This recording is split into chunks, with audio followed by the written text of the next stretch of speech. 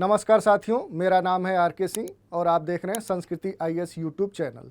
आज हम अपने करंट अफेयर्स एनालिसिस में बात करेंगे कि जो दूरसंचार विभाग के द्वारा सिम कार्ड से संबंधित जो नए नियम लागू किए गए हैं और उसी संदर्भ में उसके विभिन्न पहलुओं की आज हम बात करेंगे। तो सबसे पहले बात करते हैं कि जो मोबाइल है वो हमारे जीवन का एक अभिन्न अंग बनकर रह गया है और इसके बगैर हम एक सेकंड भी नहीं रह सकते। और ऐसा हो भी क्यों ना, क्योंकि आज हमारे जीवन की जो विभिन्न गतिविधियां हैं, जो क्रियाकलाप हैं, उनमें क्या है कि मोबाइल का जो उपयोग है वो बड़े स्तर पे हो रहा है। और इसी कारण से क्या है कि हमारे जीवन में मोबाइल का महत्व या इसके लाभ बढ़ते जा रहे हैं, लेकिन इस लाभ के साथ कुछ इसके नुकसान भी हैं।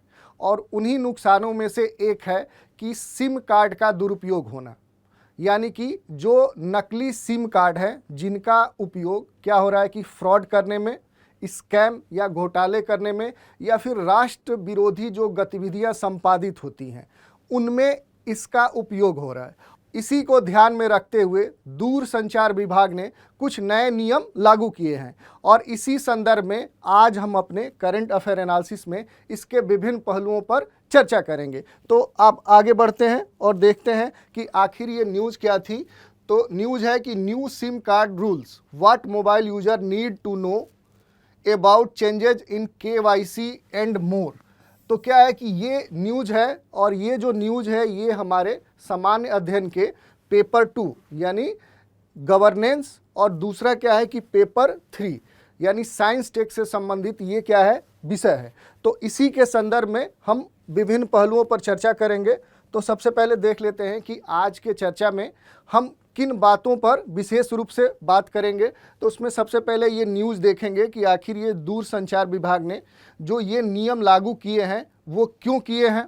फिर देख लेंगे कि जो ये सिम कार्ड संबंधित जो विभिन्न नियम लाए गए हैं ये क्या हैं। और इसमें भी क्या है कि हम देखेंगे कि जो क्रेता हैं, जो कंज्यूमर हैं, उनके स्तर पे कौन से नियम हैं और जो विक्रेता हैं उनके स्तर पे कौन से नियम हैं। और फिर जो पॉइंट ऑफ सेल है इसके संबंध में कौन से सुधार के लिए नियम लाए गए हैं। और फिर देख लेंगे कि जो संचार साथी पोर्टल है जो क्या है दूरसंचार विभाग ने मई 2023 में लॉन्च किया था वो क्या है, उससे संबंधित जो प्रमुख बातें होंगी उनकी हम चर्चा कर लेंगे। तो अब देख लेते हैं कि आखिर ये समाचार क्या है और किस कारण से चर्चा में बना हुआ है। तो क्या है कि दूरसंचार विभाग ने 1 दिसंबर 2023 से क्या किया है कि सिम कार्ड के लिए नए नियम लागू कर दिए हैं। और चूंकि क्या है कि हमने पहले ही बात की कि मोबाइल का आज के समय में बड़े स्तर पे उपयोग हो रहा है और ये हमारे लिए उपयोगी भी है, लेकिन क्या है कि इसके जो दुरुपयोग हो रहे हैं, जैसे हमने बात किया कि इससे संबंधित विभिन्न फ्रॉड, स्कैम और राष्ट्र विरोधी गतिविधियों को संपादित किया जा रहा है। तो क्या है कि जो नए नियम बने हैं अगर इससे संबंधित उल्लंघन पाए गए तो इसमें ये प्रावधान किया गया है कि इसके एवज में हमें क्या होगा, आर्थिक दंड भी देना होगा और हमारे ऊपर कानूनी कार्रवाई होगी और इसके अंतर्गत हमें कारावास भी हो सकता है। तो इस कारण से क्या है कि हमें नए नियमों को अच्छे से जानना चाहिए और इसीलिए हमारे लिए क्या है महत्वपूर्ण हो जाता है। तो अब देख लेते हैं कि आखिर ये जो सिम कार्ड हैं इससे संबंधित जो विभिन्न नियम बनाए गए हैं या जो लागू किए गए हैं वो हैं क्या। तो सबसे पहले क्या है कि हम कंज्यूमर के स्तर पे देखते हैं, यानी उपयोगकर्ता के स्तर पे जो प्रमुख नियम हैं उनको देख लेते हैं और फिर जो विक्रेता होंगे उनके स्तर पे देखेंगे या फिर जो ऑपरेटर होंगे या जो पॉइंट ऑफ सेल है या भी लाइसेंसधारी हैं उनके स्तर पे देखेंगे। तो पहली बात क्या है कि हम देखते हैं कंज्यूमर पे, यानी उपयोगकर्ता के स्तर पे कौन से प्रमुख नियम बनाए गए हैं।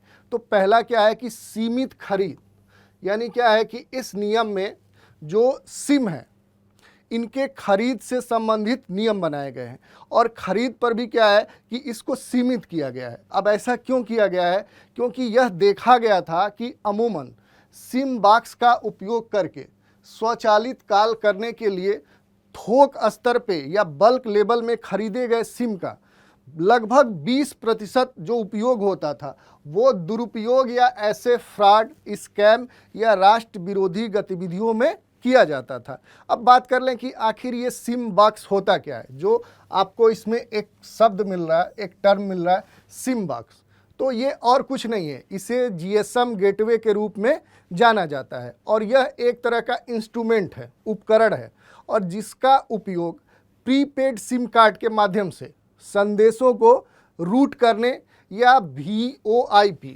ठीक है, VoIP यानी क्या है कि जो वॉइस ओवर इंटरनेट प्रोटोकॉल होता है, उसके अंतर्गत क्या है कि गेटवे इंस्टॉलेशन के माध्यम से कॉल करने के लिए उपयोग किया जाता है। और इस ऑब्जेक्ट में कई सिम होते हैं। जैसे आप देखेंगे कि इस ऑब्जेक्ट में क्या है कि बहुत सारे सिम लगे होते हैं, ठीक है। और जो ये सिम लगे होते हैं, ये क्या होते हैं कि कॉल के मामले में गेटवे से जुड़े होते हैं, लेकिन क्या होता है कि ये अलग अलग रखे होते हैं और संग्रहित होते हैं। तो ये क्या है कि मूल रूप से एक सिम बॉक्स के बारे में है। अब बात कर लेते हैं कि जो ये कहा गया है कि अब नए प्रावधानों में जो नवीनतम प्रावधान है, इसमें क्या है कि जो व्यवसाय है या जो कंपनीज हैं या जो कारपोरेट्स हैं, इनके द्वारा क्या होगा कि अब बल्क लेवल में सिम की खरीदारी नहीं की जा सकती है। लेकिन इसमें भी क्या है कि एक खास बात की गई है, ये कहा गया है कि KYC मानदंडों के अनुसार ये कंपनीज या ऐसे जो प्रतिष्ठान हैं वो बल्क लेवल में या बड़े स्तर पे सिम खरीद सकते हैं, लेकिन उसमें क्या है कि उनको नए KYC मानकों में, ठीक है, नए KYC यानी नो योर कस्टमर जो प्रक्रिया है उसके मानकों को पालन करना होगा। और वो मानक क्या है कि व्यवसाय या कोई भी जो प्रतिष्ठान है वो बड़े संख्या में क्या कर सकता है, कनेक्शन तो प्राप्त कर सकता है, लेकिन इसके लिए क्या करना होगा कि जो उसके उपयोगकर्ता हैं उनका KYC कराना होगा। और इससे क्या होगा कि जो उपयोगकर्ता हैं उनकी पहचान हो पाएगी। क्योंकि पहले क्या होता था कि जैसे कोई प्रतिष्ठान या कंपनी या इस तरह का जो व्यावसायिक प्रतिष्ठान है वो बड़ी संख्या में सिम को क्या करता था, परचेज करता था, और उस कारण से क्या होता था कि सिम बॉक्स के माध्यम से या फिर किसी अन्य माध्यम से उस सिम का दुरुपयोग होता था और इस कारण से अनेक समस्याएं उत्पन्न होती थी। तो इस तरह से ये प्रावधान किया गया है। कुछ अन्य प्रावधानों को देखें तो इसमें क्या है कि प्रमाणीकरण की जो प्रक्रिया है, ठीक है, जो आइडेंटिफिकेशन प्रोसेस है उसमें कुछ आधार दिए गए हैं, जिसमें पहला आधार दिया गया है कि अंगूठे का निशान, यानी क्या है कि थंब इम्प्रेशन इसमें लागू होगा। दूसरा आइरिस, आपके आँखों की जो आइरिस है उसको भी इसके अंतर्गत रखा गया है। और तीसरा चेहरे आधारित जो बायोमेट्रिक प्रमाणीकरण है उसको भी अनुमति प्रदान की गई है। और अब बात कर लें कि सिम एक्टिवेशन से संबंधित कौन से नियम इस नए नियम में रखे गए हैं। तो क्या है कि किसी भी उपयोगकर्ता के जब KYC पूरी तरह से सफल हो जाएगी और उसके एड्रेस का वेरिफिकेशन हो जाएगा, उसके बाद ही जो सिम होगा वो एक्टिवेट हो पाएगा।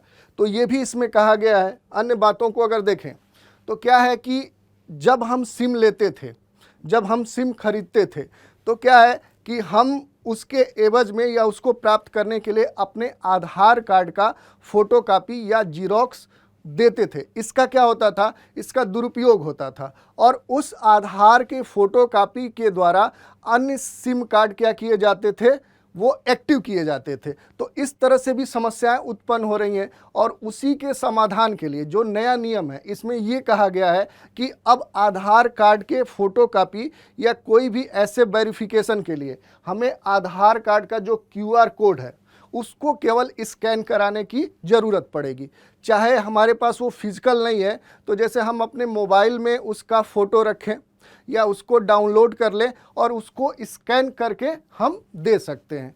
अब सिम बदलने की जो प्रक्रिया है, जो प्रावधान दिए गए हैं इस नए नियम में, उसके बारे में अगर हम बात करें तो सिम चेंज अगर हमें करना पड़ रहा है या जो कंज्यूमर है, जो उपयोगकर्ता हैं, अगर उन्हें अपना सिम बदलना है तो इसके लिए क्या है कि उनको फिर से KYC प्रक्रिया को पूरा करना होगा।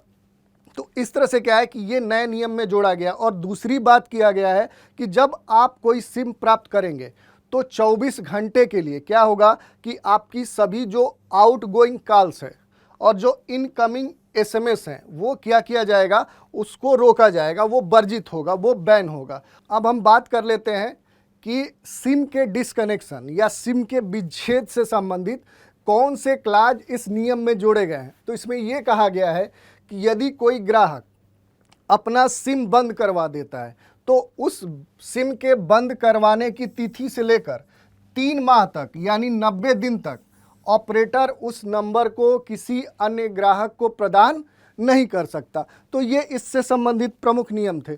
तो अभी तक हमने क्या किया कि सिम को प्राप्त करने या जो उपयोग करता है उनसे संबंधित जो प्रमुख नियम इसमें दिए गए हैं उनकी बात की।